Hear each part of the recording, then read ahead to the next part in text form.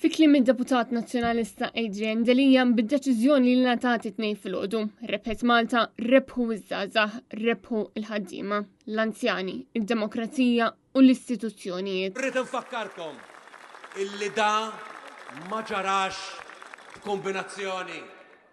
U ma rebħitx Malta għax għandna l-aqwa gvern fid-dinja. Mhux fl-Ewropa, fid-dinja. Imma x'għandna l-oppożizzjoni li tħares l-interess tan-nies. Meta indirizza l-protesta qudiem il-Parlament Adrian Delija fakkar kif il-mixja tal-Partit Nazzjonalista bdiet snin ilu meta nfetħet il-kawża kontra Vajtis e kif minn dejjem kienet evidenti li ridu jistanaw il-ftit bil-qorti tajt li dan kien pjan premeditat u sostna li kieku kien għal-gvern sa jista' kieku għadu qed jisraq il-miljuni tal-euro. Robert Abela jgħidilna li qed jagħmel minn kollox x'qed tagħmel minn kollox. Min kollox għamilt biex jibqaw jinsterqu il-Maltin.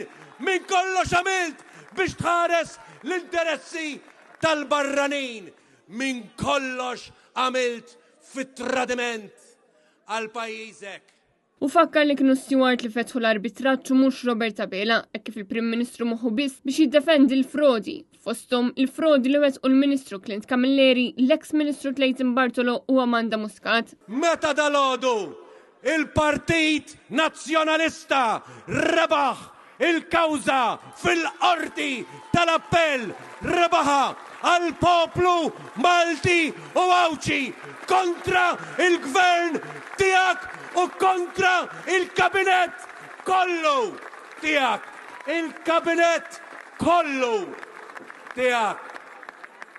Il-protesta kienet indirizzata wkoll mill-lecturer tal-MCAS Steph Formosa, illi esprimiet il-frustrazzjoni tal-allima li għadhom bla ftehim kollettiv u ta' dan qed iżommu responsabbli l-Prim Ministru u l-Ministru tal-Edukazzjoni. Steph Formosa saħqet li huma jixtiequ li jagħmlu xogħolhom, però dan il-gvern mhux jippermettih. Is-sitwazzjoni li qed ngħixu fiha bħalissa hi li titkellem ma' min titkellem kulħadd imxebba b'dan l-inħmieġ ser minn flusna u korruzzjoni. Aħna rridu naraw li l-istudenti tagħna jirnexxu bil-ħila u l-kapaċità tagħhom. Għalhekk nistaqsikom kif nistgħu nagħmlu dan meta leħinna u drittijiet tagħna qed jiġu mċaħda. Jagħmlet referenza għal dak li qal l-eks Ministru Clayton Bartolo meta qal li d-diplomas u d-degrees mhux kollox u staqsiet jekk it-kaxkir tas-saqajn mal-letturi tal-MCAS u x'riflessjoni ta' dan. Dan kif jidher li l-flus għal-letturi ma hemmx imma għal tal-qalba iva. Kif nistgħu nedukaw jekk l-eżempju minn min qed imexxi l-pajjiż huwa bla direzzjoni. Jiena bħala edukatriċi u inweġġa nara dawn l-affarijiet.